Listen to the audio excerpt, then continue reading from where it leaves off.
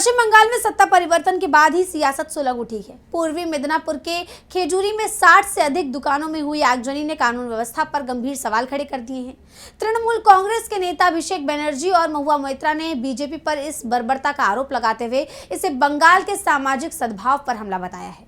राज्य में बढ़ते तनाव के बीच शांति बहाली अब नई चुनौती बन गई है। क्या है पूरा मामला, जानेंगे इस रिपोर्ट में। पश्चिम बंगाल में सत्ता के नए समीकरणों के बीच हिंसा की खबरों ने सियासी हलचल तेज कर दी है।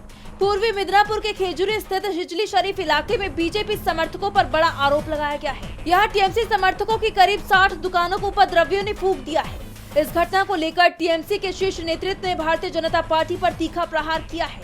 टीएमसी के राष्ट्रीय महासचिव अभिषेक बनर्जी ने सोशल मीडिया पर इस बर्बरता की कड़ी निंदा की।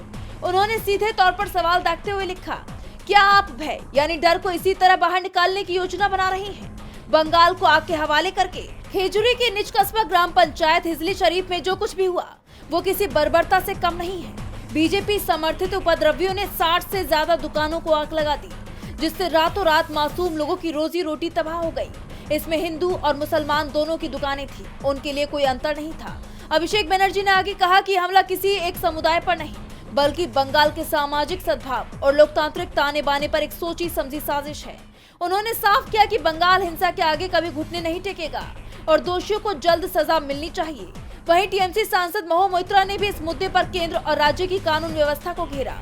नई सरकार के शपथ ग्रहण का जिक्र करते हुए उन्होंने पोस्ट किया कि परिवर्तन की शपथ के अगले दिन भी बंगाल में हालात खराब हैं। खेजूरी में बीजेपी के गुंडों ने हिंदू और मुस्लिम दोनों की करीब 60 दुकानों को आग लगा दी। अब सवाल है कि 700 केंद्रीय सुरक्षा बलों की कंपनियां कहां हैं?